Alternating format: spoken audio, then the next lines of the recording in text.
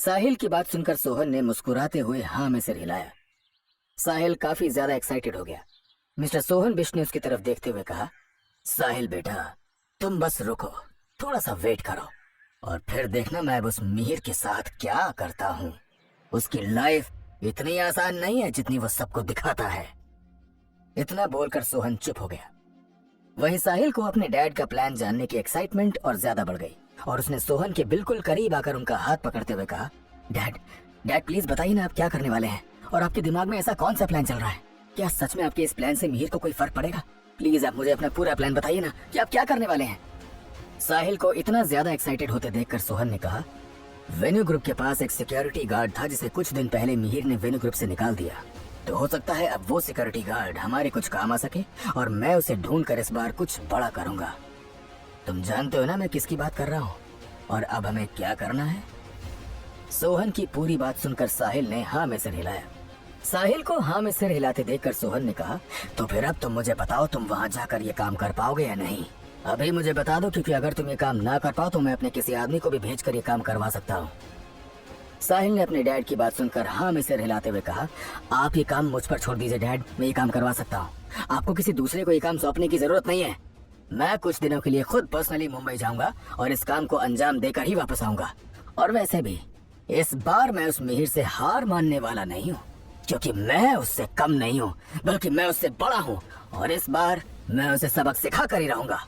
साहिल का ये कॉन्फिडेंस देखकर मिस्टर सोहन मुस्कुराए और उन्होंने साहिल को समझाते हुए कहा, वो सब ठीक है साहिल, लेकिन तुम्हें मिहिर से बचकर रहना होगा क्योंकि वो बहुत चालाक और इंटेलिजेंट है।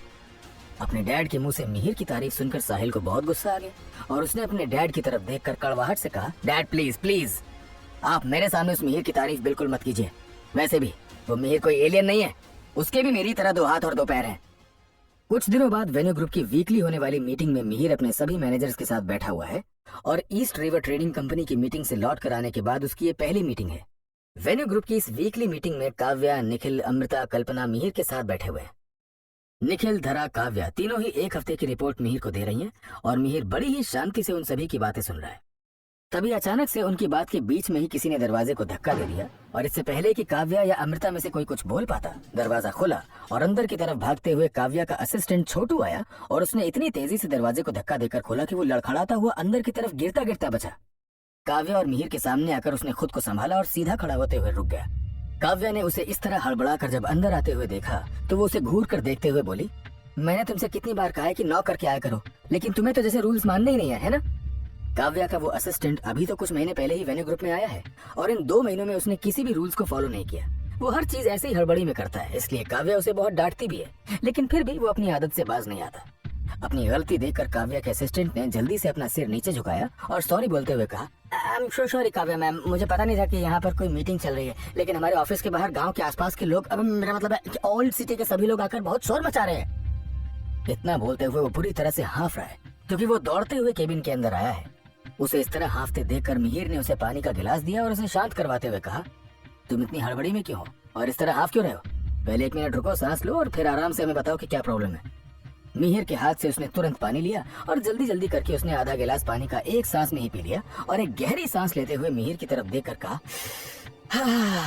Thank you sir, thank you, लेकिन हमें ना अभी जल्दी नीचे चलना पड़ेगा क्योंकि हम डिलीवरी के लिए सामान पैक कर रहे हैं कि तभी अचानक से गांव वाले आए और उन्होंने हमारे मेन गेट को बंद कर दिया और ना 50 से 60 गांव वाले आदमी जिनमें बूढ़े और नौजवान सभी हैं और वो हमारे ऑफिस की बिल्डिंग के बिल्कुल सामने आकर खड़े हो गए हैं।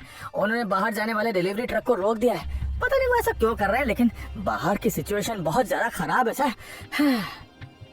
काव्या के उस असिस्टेंट की बात सुनकर वहाँ बैठे सभी मैनेजर्स बिल्कुल हैरान हो गए कि अभी सुबह तक तो सब कुछ ठीक था और अब अचानक से ये कैसे हुआ। गांव वालों को ऐसी क्या प्रॉब्लम हो गई जो वो डिलीवरी ट्रक का रास्ता ब्लॉक कर रहे हैं? किसी को भी ये बात समझ में नहीं आ रही है और वो सभी मिहिर की तरफ देखने लगे। तभी काव्या ने अपने असिस्टेंट की तरफ देखा और कहा, छोटू क्या तुम सच बोल रहे हो? बाहर सच में ऐसा कुछ है? क्योंकि अभी सुबह तक तो सब कुछ ठीक था। काव्या की बात सुनते ही उस काव्या के असिस्टेंट ने हाँ में सिर हिलाया और कहा, हाँ मैम बिल्कुल सच बोल रहा हूँ, क्योंकि आपको अगर मुझ पर यकीन नहीं है ना तो आप खुद चलकर देख लीजिए। निखिल ने उसकी बात सुनकर कहा, क्या वो गांव वाले ये नहीं जानते कि वो ऑफिस वेन्यू ग्रुप का ही है? काव्या के असिस्टेंट ने अपने दोनों कंधे उचकाते हुए कहा, अब हमें नहीं पता निखिल सर, हम पता नहीं। धरा ने निखिल और काव्या की बात सुनकर थोड़ा सोचते हुए कहा, हम तो ओल्ड सिटी में हमेशा ही बिजनेस करते हैं और न जाने कब से हम यहाँ पर हैं। ऑलमोस्ट सभी गांव वाले हमें जानते हैं और हमने तो गांव वालों को कभी नाराज भी नहीं किया, तो फिर वो ऐसा क्यों कर रहे हैं? सभी मैनेजर्स एक के बाद एक छोटू से सवाल पूछे जा रहे हैं और वहीं मिहिर अभी भी अपनी चेयर पर बड़े आराम से बैठा हुआ था। काव्या, अमृता, धरा और निखिल ने जब देखा कि मिहिर इस बात पर कोई भी रिएक्ट नहीं कर रहा है, तो उन सभी ने मिहिर की तरफ देखा और मिहिर उन्हें देखकर समझ गया कि वो सभी उससे क्या पूछ रहे हैं। मिहिर ने बिल्कुल शांति से कहा, तुम मुझे ये बताओ, क्या उन गांव वालों ने आकर अभी तक कुछ कहा है? मेरा मतलब है, उनका वहां पर इस तरह से रास्ता ब्लॉक करने का रीजन या फिर उनकी कोई डिमांड, कुछ भी? काव्या के असिस्टेंट ने तुरंत ना में अपना सिर हिलाया और कहा, अब नहीं बॉस, अभी तक तो ऐसी कोई भी बात पता नहीं चली है। बस उन्होंने इतना बोला है कि जब तक आप यहाँ पर आकर उनसे रीजन नहीं पूछेंगे, वो वहीं पर बैठे रहेंगे और रास्ता नहीं छोड़ेंगे। अमृता ने मिहिर की तरफ देखा और कहा, बॉस अब हम क्या करेंगे? इन गाँव वालों से डील करने का आपके पास कोई रास्ता है क्या? मिहिर ने अमृता की तरफ देखा और ना में अपना सिर हिलाते हुए कहा, नहीं अभी तक तो नहीं है, लेकिन जहाँ तक मुझे बात सुनकर समझ में आ रहा है वो जानबूझकर ऐसा कर रहे हैं। चलो पहले एक बार उनसे मिलते हैं, थोड़ी बात करके देखते हैं आखिर वो ऐसा क्यों कर रहे हैं। इतना बोलते ही मिहिर तुरंत अपनी चेयर से उठा और नीचे की तरफ आने लगा। जैसे ही मिहिर ने सीढ़ियां उतरनी शुरू की, उसने ऑफिस बिल्डिंग के शीशे के दरवाजों की तरफ देखा जो पहले ही बाहर से बंद किए जा चुके हैं। काव्या भी मिहिर के पीछे ही उतरी। उसने देखा कि सारे दरवाजे बाहर से बंद किए जा चुके हैं। उसने गांव वालों की तरफ देखा, वो बिल्कुल भी अच्छे मूड में नहीं लग रहे थे। काव्या समझ गई कि उसे क्या करना है। उसने तुरंत अपना मोबाइल फोन निकाला और head security guard Devesh Chaturvedi के पास कॉल किया। सिक्योरिटी गार्ड देवेश ने तुरंत काव्या का कॉल पिकअप किया। काव्या ने कहा, देवेश जी, मैं काव्या बोल रही हूँ और ऑफिस के बाहर चारों तरफ से गांव वालों ने बिल्डिंग को घेर लिया है।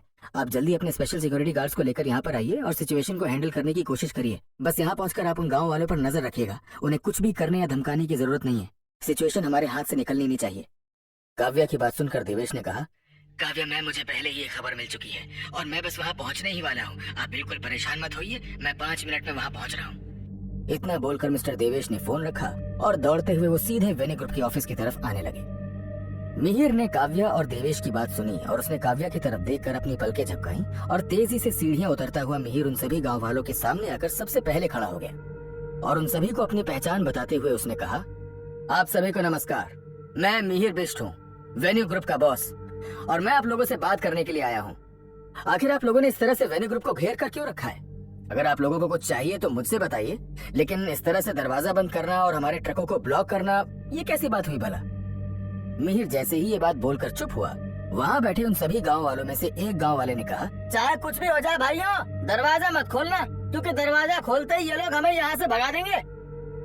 मिहिर उस भीड़ में से आने वाली बात को सुनकर आईब्रो सिकोड़ते हुए बोला, आखिर आप लोग करना क्या चाहते हैं, मुझे ये तो बताइए। हम यहाँ पर बिजनेस कर रहे हैं और जब से हमारी वेन्यू ग्रुप कंपनी यहाँ पर खुली है तब से ही यहाँ पर हैं। मिहिर की इस बात पर वहाँ बैठे किसी भी आदमी ने कुछ नहीं कहा। तभी मिहिर ने काफी सीरियस होते हुए कहा, आप सबकी डिमांड्स क्या हैं? हम सब शांति से बैठकर भी तो बातें कर सकते हैं ना। उन आदमियों के बीच में से एक बार फिर एक आवाज सुनाई दी और वो चिल्लाते हुए बोला, भाइयों, इस आदमी की बात बिल्कुल मत सुनना, ये बस हमें धोखा देगा।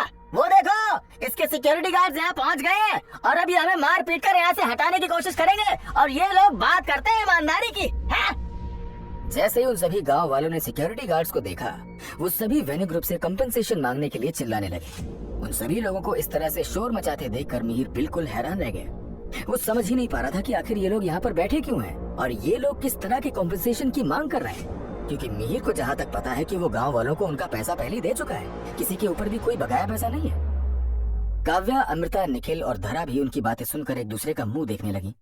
तभी मिहिर ने काव्या की तरफ देखा और काव्या काफी ज्यादा हैरान लग रही थी और निखिल मिहिर के पास आया और धीमी आवाज में बोला, मिहिर सर, जहाँ तक हमें पता है हमने तो सभी गांव वालों को उनके पैसे सूद समेत वापस कर दिए हैं। मुझे नहीं लगता कि इनमें से किसी का भी कोई पैसा बकाया है, क्योंकि हमारी वेन्यू ग्रुप कंपनी में पैसे की कमी ही नहीं है, तो हम किसी का बकाया पैसा क्यों रखेंगे? बल्कि हम तो खुद इन सब चीजों का सबसे ज्यादा ध्यान रखते हैं। आखिर गांव वाले क्यों इस तरह से बिल्डिंग को घेर कर बैठे हैं? क्यों इस तरह से वो रास्ता ब्लॉक कर रहे हैं और वो वेन्यू ग्रुप से कौन सा कॉम्पेंसेशन मांग रहे हैं? जानने के लिए सुनते रहिए रईस ज़्यादा, सिर्फ और सिर्फ पॉकेट एफएम।